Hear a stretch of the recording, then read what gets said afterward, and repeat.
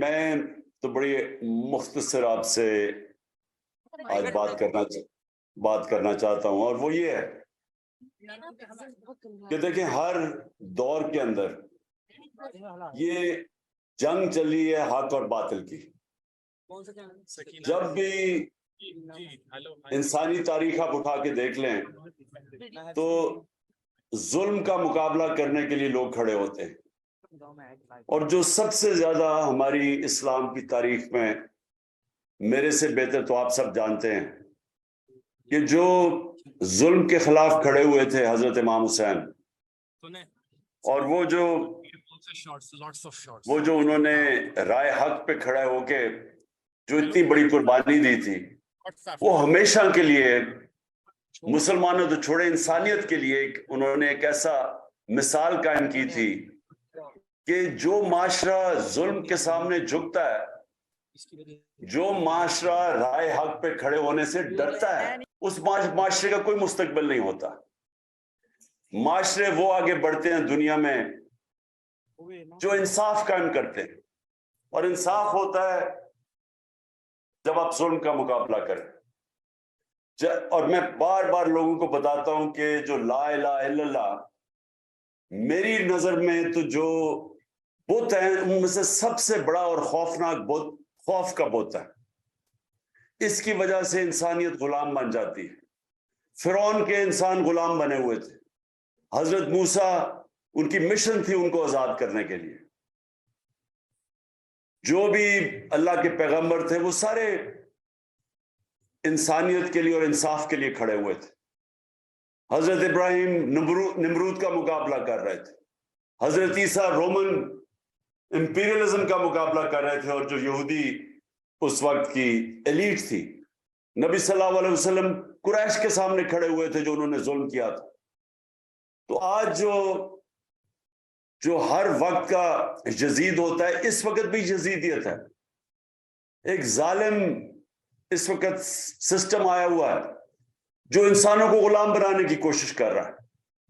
और कैसे गुलाम बनाता है? खौफ पैदा करके। जिस तरह मैं लोगों को बताता हूं कि कूफा के लोगों को पता था कि हजरत इमाम हुसैन राय हक पे हैं, लेकिन यजीद के खौफ की वजह से उन्होंने मदद नहीं की। तो आज भी खौफ तारी किया जा रहा है। एक वो लोग ऊपर मुसल्लत किए गए हैं और उनके हैंडलर्स हैं जो मुल्क के नामवर डाकू हैं, जो एनआरओ के लोग हैं, जो दूसरी दफा एनआरओ ले रहे हैं। तो जो इनके खिलाफ आवाज बुलंद करता है उनके ऊपर हर किस्म की सख्ती की जा रही है। हमारे लोगों को पकड़ा जा रहा है, धमकाया जा रहा है, मेरे ऊपर कातला हमला किया। ये सारी कड़ी है इसके कि किसी ना किसी तरह हम इनकी गुलामी कर लें, कि हम कबूल कर लें इन चोरों को। तो ये वो मेरी नजर में एक पाकिस्तान की तारीख में एक बहुत अहम मोड़ है। ये फैसला करेगा कि हम मुल्क जाता किधर है।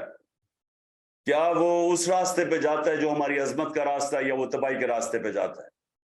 और वो जितनी मेरी कौम इस वक्त एक इंसाफ के साथ खड़ी होगी, रूल ऑफ लॉ के साथ, कानून की हुक्मरानी के साथ, अदल और इंसाफ के साथ, उतना ही अपने ऊपर से ये जुल्म खत्म करिए और कौम की परवाज ऊपर होगी। और अगर हम इस वक्त इसको कबूल कर लें कि इनके खौफ की वजह से, कि क्योंकि ये जेलों में लोगों को डाल रहे हैं, हमारे लोगों को पकड़ रहे हैं, अली अमीन को पकड़ा, अली जैदी को आज पकड़ा, हमारे सोशल मीडिया के लोगों को पकड़ा है, लोगों के ऊपर तशद्दुद किया है, जुल्म किया है, सिर्फ ये खौफ तारी करने के लिए कि हम इनको किसी तरह कबूल कर लें। तो मैं आज की महफिल को सिर्फ आपको ये पैगाम देना चाहता हूं कि ये वो टाइम है जो हम सबको मिलके इस यजीदियत का मुकाबला करना है। हमने इस मुल्क में कानून की हुक्मरानी और इंसाफ और आइन के साथ खड़ा होना है, और ये जब हम खड़े होंगे तो तब ही हम अपने मुल्क को एक हकीकी तौर पे आजाद करेंगे। आजाद कौमें वो हैं, आजाद कौमें वो हैं जिधर इंसाफ है, जिधर फंडामेंटल राइट्स हैं, बुनियादी हकूक हैं, जिधर कमजोर को ताकतवर तहफ़्फ़ुज़ देता है उनका कानून।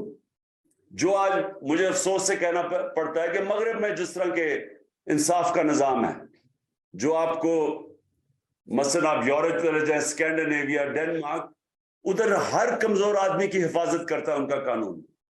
यहां एक ताकतवर के लिए कानून है और दूसरा कमजोर के लिए है। जो कमजोर है उसको इंसाफ नहीं मिलता, और जो ताकतवर है वो एनआरओ ले लेता है, चोरी करके भी वो कानून के ऊपर है। तो ये है हमारा इस वक्त की जहाद। तो मुझे पता है कि आप लोगों के अंदर तो ज्यादा जज्बा है जुल्म के सामने खड़ा होने का, ये आपकी ट्रेडिशन है, और मैं ये चाहूंगा कि आप सब मेरे साथ मिलके आने वाले दिनों में तैयारी करें और हम आजकल की यजीदियत का मुकाबला करें। बहुत बहुत शुक्रिया जी।